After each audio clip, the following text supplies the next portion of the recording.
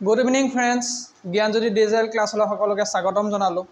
দুটা চলকৰ ৰৈখিক সমীকৰণজোৰ আমি পঢ়ি আছিলো। ইয়াৰ এটা পাৰ্ট অলৰেডি শেষ হৈছে। সেকেন্ড পাৰ্টত আমি কৈছিলো যে সংগত, অসংগত, স্বতন্ত্ৰ আৰু সংগত সেইকেইটা আমি চেক কৰিম। আমি ইয়াৰ পৰা কি চেক কৰিম এতিয়া? আমি এটা বস্তু চেক কৰিম যে সংগত, অসংগত, থাৰ্ডটো কৰিম স্বতন্ত্ৰ আৰু সংগত।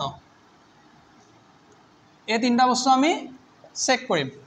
চেক কৰিবৰ কাৰণে আমি এতিয়া কেনেকৈ কৰিম? আমি আগতেও শিকাইছিলোঁ যে দুটা চলকৰ ৰৈখিক সমীকৰণটো আমি কেনেকৈ উলিয়াব লাগে শিকাইছিলোঁ। এতিয়া মই আকৌ ধৰি দিওঁ, তেনেকৈ ধৰি লৈছোঁ। ax ৰৈখিক সমীকৰণটো কেনেকুৱা আছিলে? ax plus by plus c equal to 0 দুটা লিখি ল'ব লাগে। ax plus by plus c equal to 0 এইটো হ'ল 1 নম্বৰ সমীকৰণ, এইটো 2 নম্বৰ সমীকৰণ। 1 নম্বৰ সমীকৰণৰ কাৰণে আমি এইবোৰ কি লৈছিলোঁ? এইবোৰ চব 1 1 1 ধৰিছিলোঁ। এইটো 1, এইটো 1, এইটো 1 আৰু এইটো কি বুলি ধৰিছিলোঁ? 2 2 2 বুলি ধৰি লৈছিলোঁ। আগৰ পাৰ্টটো খালি কোনো নোচোৱাকৈ নকৰিব, ফাৰ্ষ্ট পাৰ্টটো চবে চাই ল'ব, নহ'লে আকৌ খেলি মেলি লাগিব। গতিকে ইয়াত এতিয়া আমাক কি ক'ব? সমীকৰণ দুটা দিয়া আছে, সমীকৰণযোৰ সংগত নে অসংগত উলিয়াব দিব। যে ক'ব প্ৰমাণ কৰা যে সমীকৰণ দুটা সংগত বা সমীকৰণ দুটা অসংগত বা চেক কৰিব ক'ব। এতিয়া আমি কি কৰিম? যদি আমাক কয়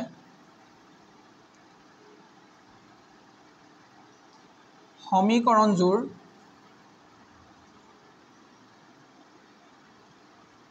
সংগত সংগত তেন্তে কেনেকুৱা হ'ব লাগিব? সমীকৰণযোৰ যদি সংগত হ'বলৈ হয় a1 by a2 not equal b1 by b2 এনেকুৱা ধৰণৰ হ'ব লাগিব। মানে কেনেকৈ গম পাব a1 by a2 not equal b1? মানে ধৰক 1 by 2 not equal 1 by 3 এনেকুৱা ধৰণৰ ওলাব বা 1 by 6 যিটো ওলাব পাৰে। মুঠতে এইটোৰ লগত সেইটো চাইন নিমিলিলে হ'ল, তেতিয়া আমি তাক কি বুলি ক'ম? সংগত বুলি ক'ম। একেধৰণৰ যদি আমাক কয় অসংগত, অসংগত হ'লে কি হ'ব? আমি আগতে কৰিছোঁ এইটো। সমীকৰণযোৰ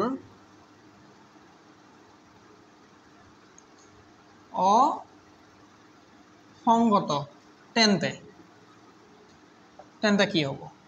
তেন্তে হ'ব a1 by a2 ইকুৱেল হ'ব লাগিব b1 by b2 বা নট ইকুৱেল হ'ব লাগিব c1 by c2। এনেকুৱা ধৰণৰ যদি দেখা পায় তেতিয়াহ'লে আমি তাক কি বুলি গম পাম? অসংগত হ'বহি। তাৰমানে এক্সাম্পল যদি মই চাব যাওঁ 1 by এইবাৰ বেলেগ এটা লওঁ, ল'লোঁ যেনিবা 2 by 3 ল'লোঁ। 2 by 3 ইকুৱেল টু এইফালে 2 by 3 হ'ব লাগিব, তাৰমানে ছেম ওলাব লাগিব। কিন্তু নট ইকুৱেল এইফালে কেনেকুৱা হ'ব লাগিব? 4 by 5 ধৰক নট ইকুৱেল। এই দুটাৰ লগত সেইটো মিলা নাই, সেইটো কাৰণে এনেকুৱা ধৰণৰবোৰক ক'ব অসংগত। আৰু সংগত হ'বলৈ হ'লে কি হ'ব? এইটো কৈছিলোঁ যে এইটো পালোঁ, এইটো পালোঁ, এইটো এতিয়া কৰিব লাগে স্বতন্ত্ৰ আৰু সংগত। লিখি লৈছোঁ সমীকৰণযোৰ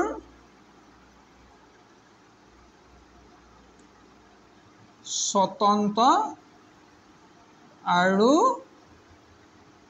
সংগত। তেতিয়াহ'লে আমাৰ হ'ব লাগিব a1 by a2 equal b1 by b2 equal c1 by c2। তাৰমানে তিনিটাই আমাৰ সমান হ'ব লাগিব। সমান হ'লে আমি তাক কি ক'ম? স্বতন্ত্ৰ আৰু সংগত। এতিয়া এইকেইটা হ'ল আমাৰ ফৰ্মুলা, এইকেইটা মনত থাকিব লাগিব, তেতিয়াহে আমি আকৌ অংকখিনি কৰিব পাৰিম।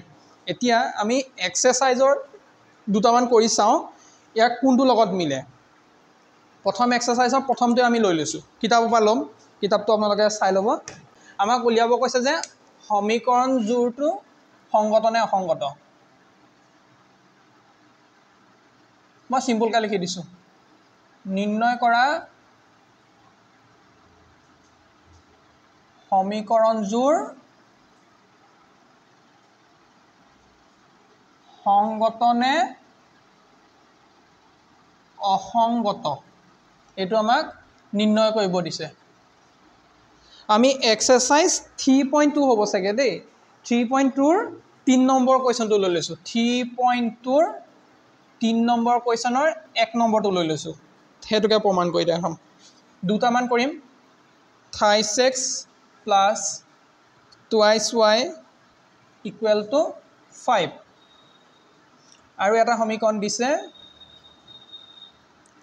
twice x minus thrice y equal to 7 এটো আমাক দিয়া আছে এক নম্বৰ সমীকৰণটো ইয়াক এতিয়া কেনেকৈ কৰিব চক এটো আমাৰ দেখিবলৈ ৰৈখিক সমীকৰণে হয় কাৰণ ইয়াটো পাৱাৰটো 1 এ আছে ৰৈখিক সমীকৰণে হয় কিন্তু অকমান ইফাল ইফাল কৰিছে ইকুৱেলৰ ইফাল ইফাল উল্টা পুল্টা কৰি থৈছে তাক প্ৰথমতে আমি মিলাই লম হদাই আমি ইয়াক মিলালে কেনেকৈ মিলাম এতিয়া thrice x plus twice y এই 5 টোক এটো সাইডে লৈ আহিলে মিলি যাব সমান চিহ্ন এটো সাইডে আছে প্লাস ইয়াক যদি এটো বাও হাতে লৈ আহো কি হ'ব -5 ইকুৱেল টু ইফালে 0 হৈ যাব একে ধৰণে এটুকু কৰি লওক twice x minus thrice y plus 7 টো ইফালে আহিলে -7 ইকুৱেল টু 0 এতিয়া আমি ইয়াক ক'ব পাৰো এক নম্বৰ সমীকৰণ ইয়াক দুই নম্বৰ সমীকৰণ দিব পাৰো অথ আগৰ নিচিনাকৈ লিখি লওক ইয়াত আমি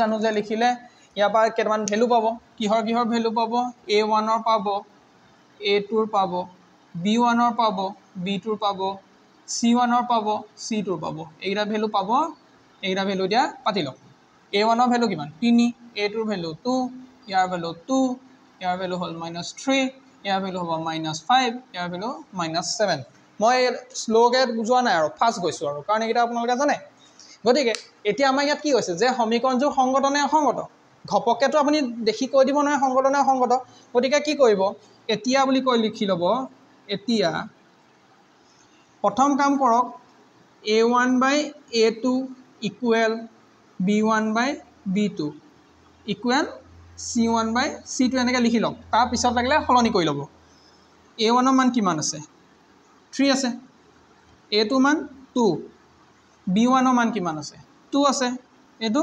-3 c1 ৰ মান কিমান আছে ৰব এফালটো নকৰিলো চলি যায় প্ৰথম দুটা যদি আৰু নট ইকুৱেল হয় তেলা 3 নম্বৰটো কৰা কোনো প্ৰয়োজন নাই ইয়াত চাওকচোন এটো বাই এটো মিলিছে নেকি অকনো নাই মিলা 3/2 আছে এফালে 2/3 তাৰ মানে এটো নট ইকুৱেল এফালটো কিবা কাম আছে নেকি একো কাম নাই তাৰ মানে এটো কি গম পালো আমি a1 by a2 not equal b1 by b2 এটো আমাৰ কাৰ লগত মিলিছে সংগতৰ লগত মিলিছে এটাকে দিয়া তলত কৈ দিয়ক এটাকে প্ৰদত্ত সমীকৰণযোৰ সংগত এটাকে প্ৰদত্ত বানান চানানবোৰ মিলাই ল'ব দেই প্ৰদত্ত সমীকৰণযোৰ সংগত হ'ব প্ৰদত্ত সমীকৰণযোৰ সংগত হ'ব এইটোকে চাব আপোনালোকে মেইন কথা হ'ল এই ফৰ্মুলা এটা মনত ৰখা আৰু এটা তেনেকুৱা অসংগত এটা কৰি দিম চাও নেক্সট টু সেকেন্ড 2 নম্বৰটো অসংগত ওলাই নে নোলাই মইতো নাজানো বাৰু আপোনালোকে এটো কৰি ল'ব 2 নম্বৰটো কৰি লৈছো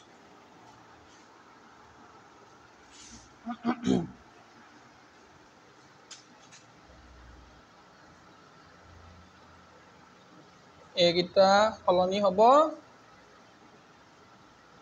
এটো ফৰ্মুলাটো লিখো প্ৰদত্ত সমীকৰণযোৰ কি হ'ব মই পাছত লিখি দিম সমীকৰণযোৰ কি দিয়া আছে লিখি লওক এতিয়া 2 নম্বৰটো কৈছো দে 3 নম্বৰৰ 3.2 3 নম্বৰৰ 2 টো কৈছো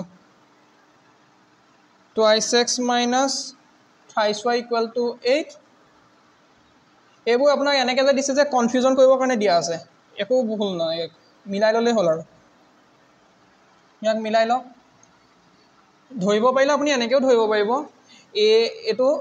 এটো b এটো c কিন্তু নালাগে এনেকৈ কৰিব সুবিধা কৰি ল'ব নিজৰ কাৰণে পাছত ভুলৱাতকে thrice y -8 equal to 0 ইকুৱেলৰ ইফালে গলে -8 হৈ যাব এইকাৰণে -8 কৰিছো 4x - 6y - 9 equal to 0 ইয়াক ধৰি লওক 1 নম্বৰ ইয়াক ধৰি লওক 2 নম্বৰ ভ্যালু এটা বহাই দিওক এতিয়া a1 ৰ মান কিমান 2 a2 মান 4 ইয়াৰ মান 3 ইয়াৰ মান 6 মাইনাস মাইনাস আছে মাইনাস এফালে আছে -8 -9 এতিয়া আমি কৈছিলো যে যেটো ধৰণত আছিল ফৰ্মুলাটো পাতি লব ফাৰ্স্ট কাম তিনটা কেতিয়াবা ইকুৱেল হৈও যায় নহয় a1 by a2 equal b1 by b2 equal c1 by c2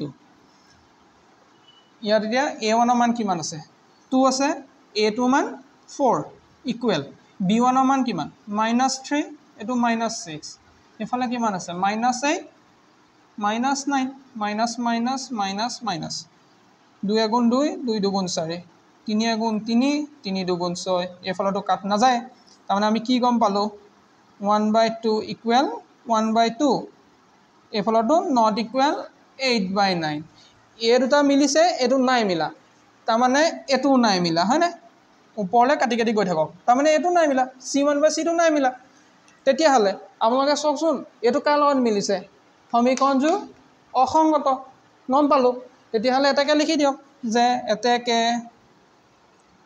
প্ৰদত্ত সমীকৰণজোৰ অসংগত